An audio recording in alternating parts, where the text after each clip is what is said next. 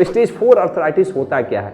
Actually ऐसा arthritis जिसमें घुटने के बीच की जो गादी है, घुटने का बीच का जो ग्रीस है, वो लगभग 60% से ज़्यादा खराब हो जाए, तो इसको स्टेज 4 अर्थराइटिस कहते हैं। और स्टेज 4 अर्थराइटिस में होता है क्या है ना कि अब उसका गैप खत्म हो जाता है, ग्रीस बिल्कुल खत्म हो जाता है, जिसको बोलते हैं घुटना बिल्कुल घिसारा हो गया, बिल्कुल खत्म हो गया, और ऊपर की हड्डी और नीचे की हड्डी एक दूसरे से लगभग सट जाती है।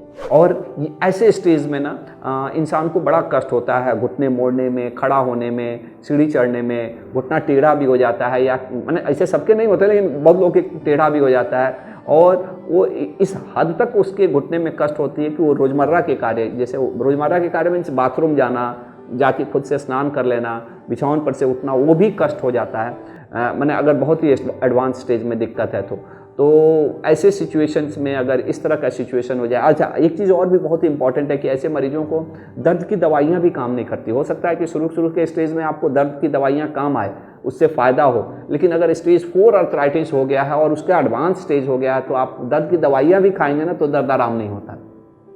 क्यों? क्योंकि अब हड्डी से हड्डी टकराने लगता है, बीच की जो गादी है, बीच की जो ग्रीस है वो बिल्कुल ख़त्म हो जाता है, और इसके कारण से थोड़ा सा भी मूवमेंट होता है तो एक तो कटकट पटपट की आवाज़ आती है, कितना बार तो मुड़ता भी नहीं है, घुटना भी जाम हो जाता है, या तो पूरा सीधा नहीं होता है या पूरा नहीं मुड़ता है।